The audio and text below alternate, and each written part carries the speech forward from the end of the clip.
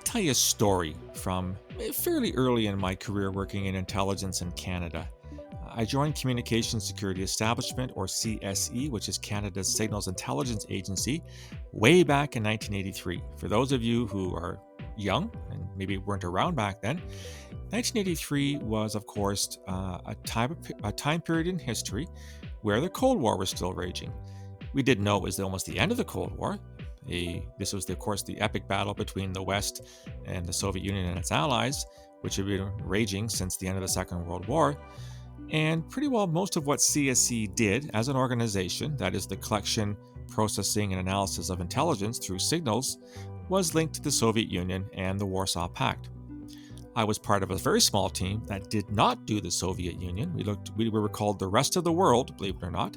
But for the most part, CSE, which was born during the Cold War in the late 1940s, was still a Cold War organization.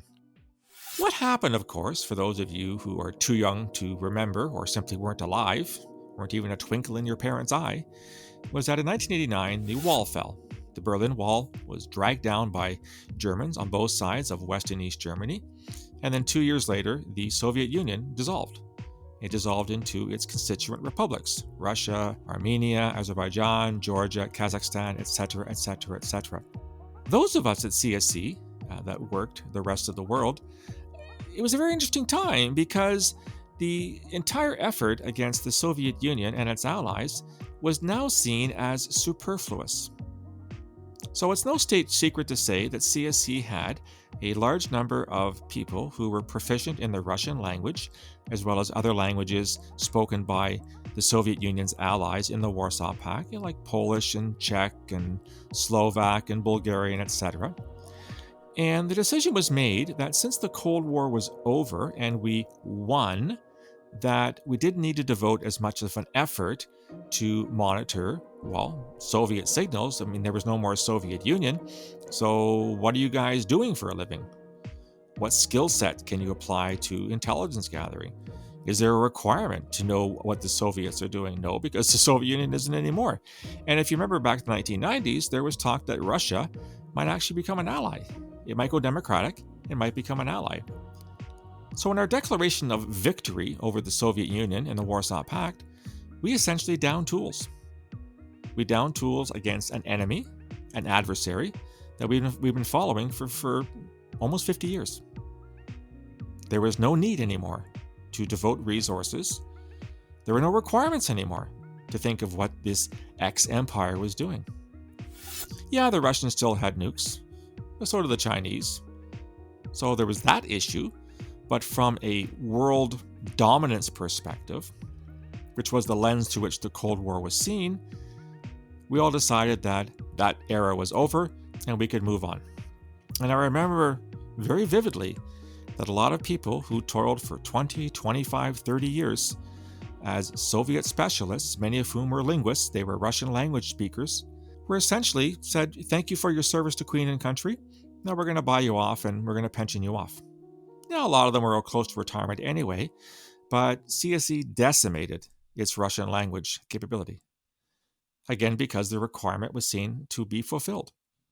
There was no need anymore to maintain a stable of people with this skill set. Because, of course, we had won. Now, fast forward, all these years later, Russia is not our friend. Certainly, the Russia under Vladimir Putin is messing about in a lot of ways. We know that Russians are engaged in foreign interference operations, foreign influence operations, a lot of cyber attacks. And my question is, does CSE and its partners in Canada and around the world, do they have a robust Russian language capability to deal with that? Maybe the answer is yes. Maybe they hired a whole bunch over the past couple of years. I have no idea. I have no insight into that. The point I'm trying to make here is that we declared victory against an opponent, and it was rather short-sighted. That opponent didn't disappear. It simply morphed into something a little bit different. And the skill set and the knowledge of the people that we had in our back pockets for years that we employed against these individuals would have come in handy a few years later. But we decided to basically pension them all off. In other words, we declared victory prematurely. Now, you might think, why is this old guy talking about what happened in the 1990s? Because the same thing's happening right now. And more specifically, with respect to Islamic State. In 2019, former US President Donald Trump decided that the Islamic State had been totally defeated. And it's true, the so-called caliphate was reduced to nothing. The territory which the terrorist group had controlled in Iraq and Syria had been returned to Syrian and Iraqi control, thanks to battles by Syrian forces, Iraqi forces, Kurdish forces, foreign forces as well.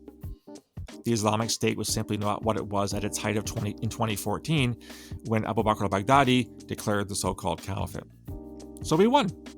So it's time to down tools, right? Well, I would sincerely caution against another premature declaration of victory.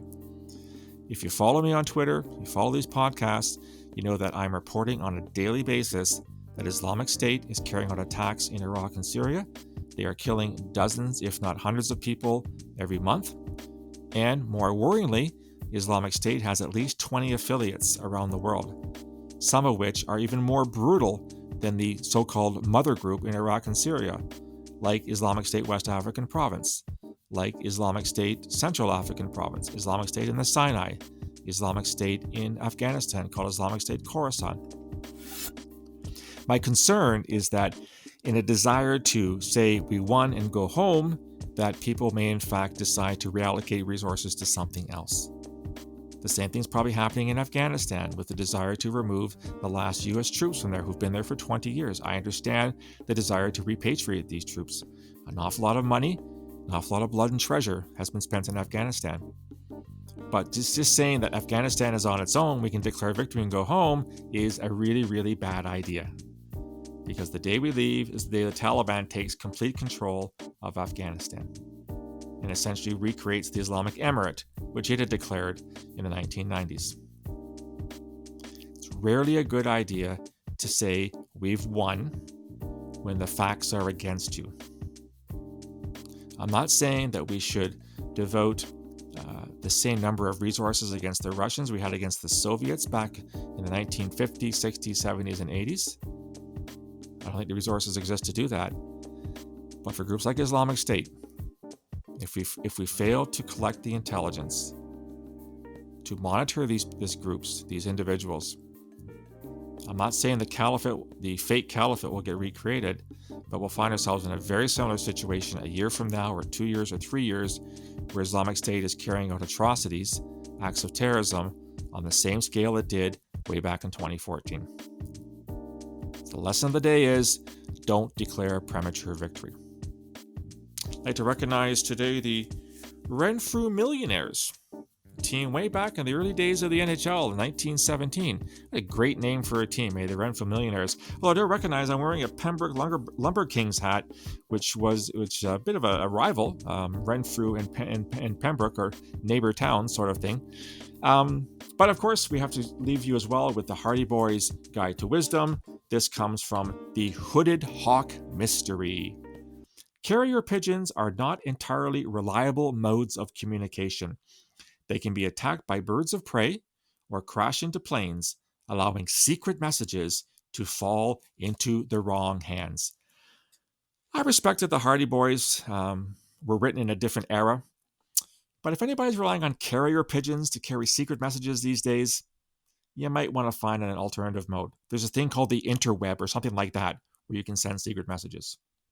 Anyhow, that's what I think. What do you think about declaring premature victory? Does it ever work? I'd love to hear your feedback. You can reach me on email, borealisrisk@gmail.com, or on Twitter @BorealisSaves. You can also find me on LinkedIn and on Facebook. If you like the content, want to get it free to your inbox every day, simply subscribe. Go to the website, borealisthreatandrisk.com. Fill in your email address. You get a free daily digest every morning. I also want to point out that there's a button there to buy my new book, The Peaceable Kingdom, A History of Terrorism in Canada, from Confederation to the Present. It's self-published, so far you can only get it from my website. And most importantly, I want to announce that there is now a live streaming Borealis. It is Monday to Friday, weeknights at 8 p.m., where I talk about events of the day. I'll talk to you again soon. Until then, stay safe.